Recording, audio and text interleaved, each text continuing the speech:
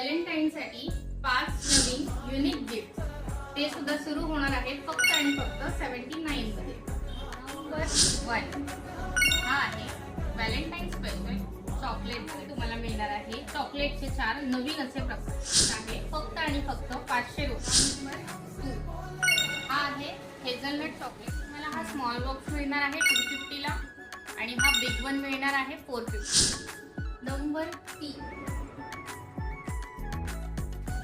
Valentine theme नुसार customise tiny cake सुद्धा मिळते. नंबर 4 हे आहे चॉकलेट लव बार.